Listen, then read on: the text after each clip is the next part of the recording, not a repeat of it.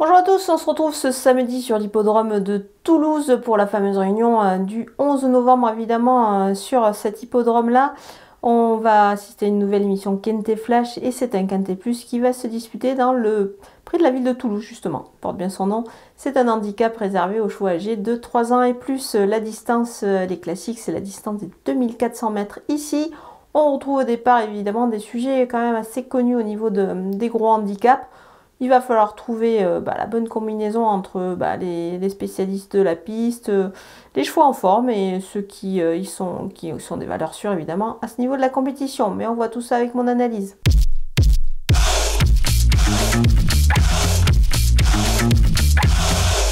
On attaque avec les bases et le numéro 8, Pokadjen. Il enchaîne les bonnes sorties, les victoires. Alors certes pénalisé au poids, il a tout de même à mon avis la pointure pour confirmer et s'illustrer dans cette catégorie.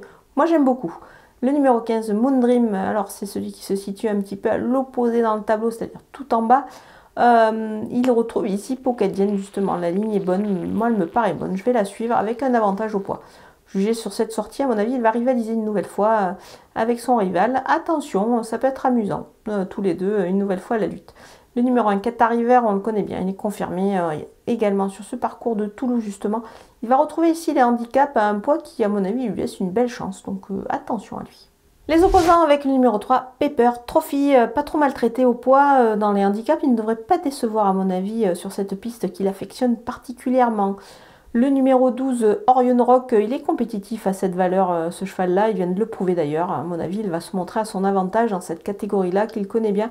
Donc voilà, on va le retenir assez haut également. Le numéro 11, Arik, il a de l'expérience et des lignes plutôt intéressantes. Il fait partie des chances régulières ici pour encore se distinguer, notamment pour les places. Le numéro 5, Laos, on le connaît bien ce cheval à ce niveau de la compétition. Son poids me redevient plutôt intéressant. Pour ce samedi, moi, ça s'annonce plutôt pas mal. La distance, c'est pas un souci pour lui, même si on l'a vu à l'œuvre aussi sur 2000 mètres. Donc voilà, attention à lui.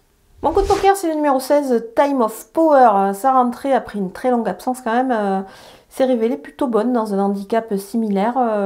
Il obtenait une 7e place. Moi, je pense qu'il va courir en progrès là-dessus.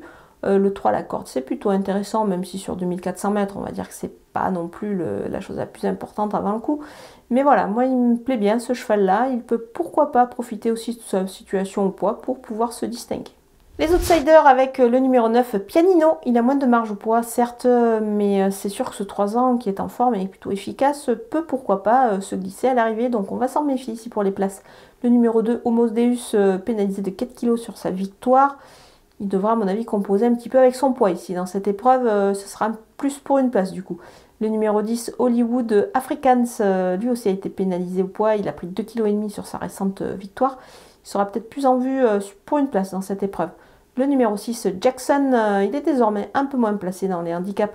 Voilà, c'est pour cette raison que je le vois plutôt en fin de combinaison. Le numéro 7, Lighted Glory, je l'aurais préféré certes sur une distance un peu plus courte toutefois. Je pense qu'elle est capable de, pourquoi pas, venir accrocher une place. Il peut y avoir une petite cote à la clé.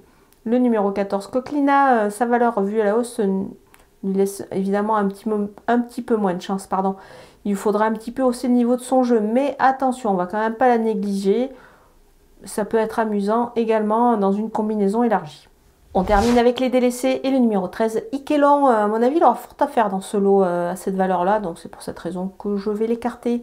Le numéro 4, Lovely Diamond, beaucoup mieux sur une distance plus réduite. Moi, elle me paraît un petit peu également chargée dans cette catégorie-là. C'est pour cette raison que je l'écarte. Voilà, on a passé en revue tous les partants de ce Quintet Plus toulousain. Je vous laisse avec ma sélection et mes conseils de jeu.